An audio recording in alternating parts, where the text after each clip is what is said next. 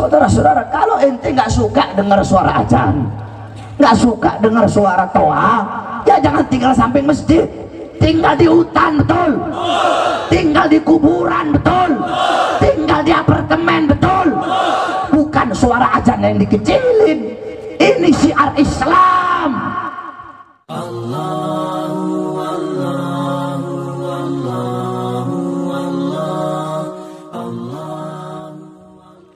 Yang terakhir, saudara-saudara, beberapa hari yang lalu pemerintah mengumumkan bahwasanya volume azan nggak boleh kenceng-kenceng. Pemerintah bener apa goblok? Bener apa goblok? Bener apa goblok? Bener apa goblok? Azan panggilan sholat, betul.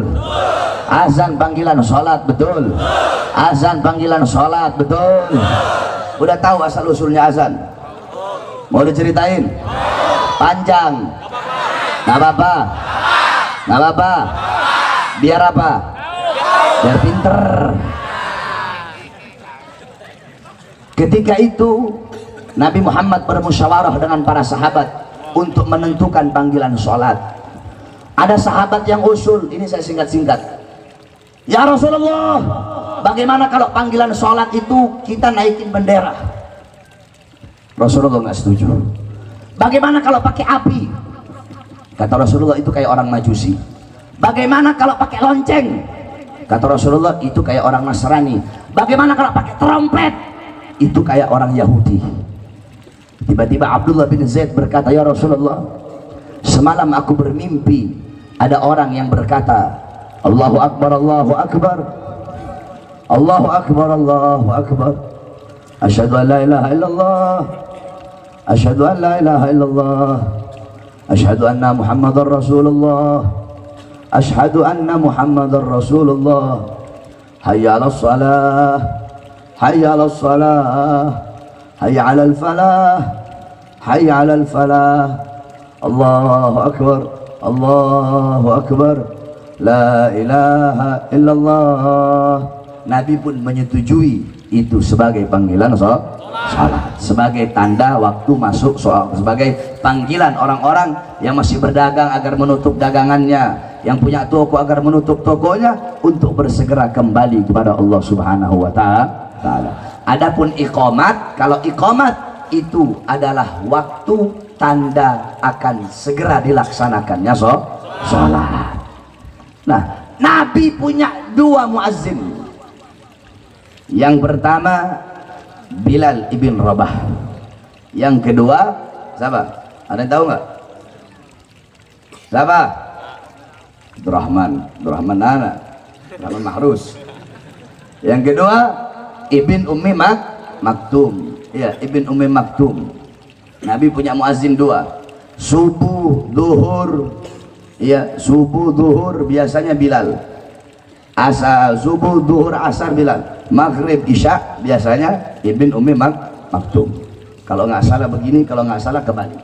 Kalau yang benar, kalau nggak salah itu tadi subuh Bilal sampai asar, Ibn Ummi Maktum, maghrib, isya.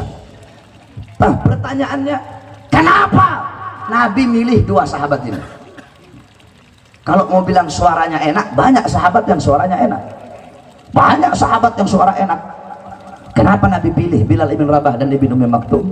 Karena dua sahabat ini adalah dua sahabat yang paling keras suaranya. Bilal kan orang hitam. Ya, ini saya punya murid namanya Bilal, orang Ambon. Mana Bilal? Ah, itu orang Ambon tuh, murid saya tuh. Nama doang Bilal.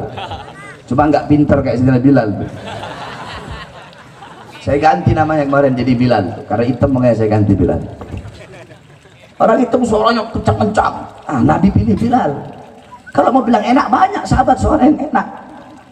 Jadi maksudnya apa? Agar suaranya kencang, agar terdengar oleh orang, agar terdengar di setiap pelosok-pelosok, agar terdengar di telinga-telinga orang yang tidak mau mendengarkan azan. Dari sekian banyak rumah, Nabi pilih rumah yang paling tinggi. Kenapa rumah yang paling tinggi? Jawab. Rumah pendek, tempat kalau pendek sama tempat tinggi, yang lebih kenceng suaranya tempat yang mana? Yang mana? Yang mana? Berarti Nabi memerintahkan itu tanda bahwasanya azan harus kenceng atau pelan?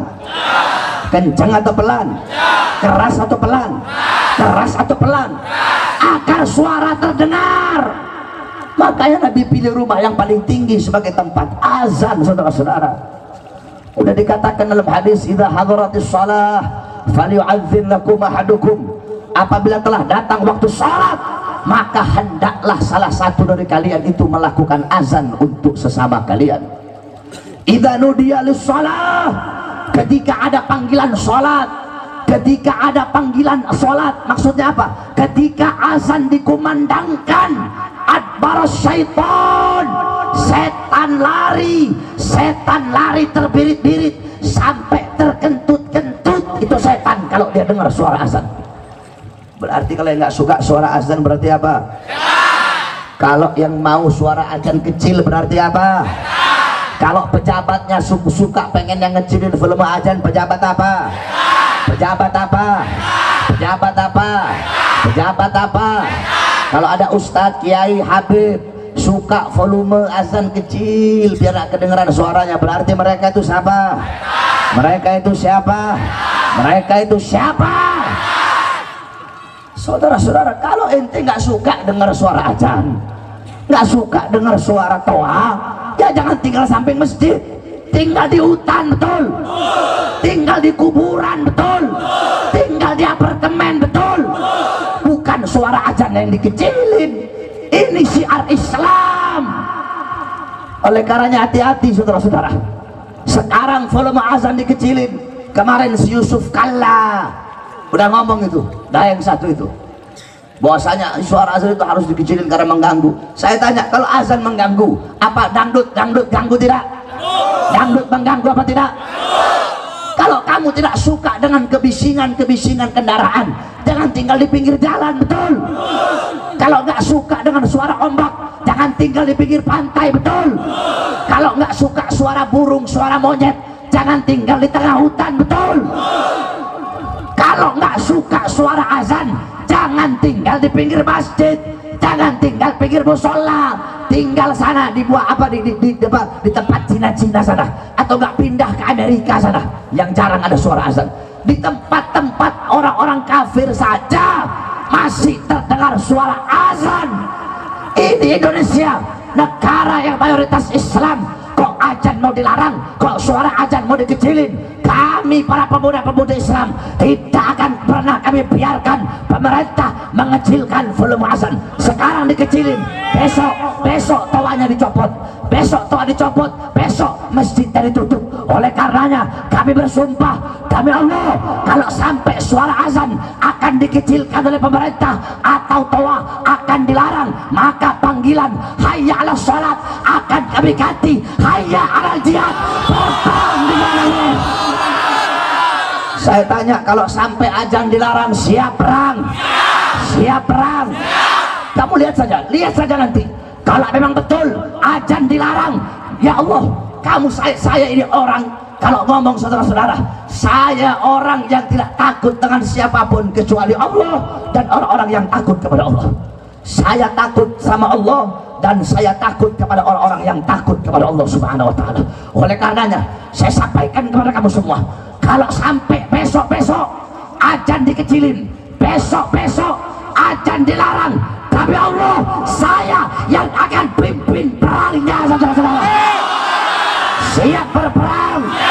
Kalau sampai azan dilarang, siap berdarah, siap hancur, siap binasa.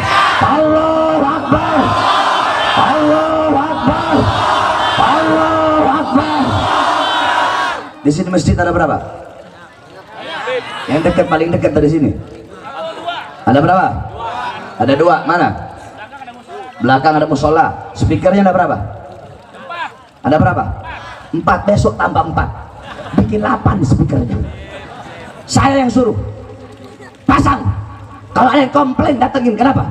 Nggak suka dengar suara azan, pindah. Betul? Tambahin ya, sabar pengurus musola masjidnya, tambahin speaker masjid. Semakin mereka larang kecilkan, semakin besarkan. Semakin mereka bungkam, semakin teriakkan kebenaran. Oleh karena kita doakan agar Allah kasih kita pemimpin yang baik, pemimpin yang adil, pemimpin yang tidak merugikan Islam, merugikan ulama, yang bisa menghormati hukum-hukum Islam, syariat-syariat Islam. Seorang ulama yang meletakkan ayat-ayat suci di atas ayat-ayat konstitusi.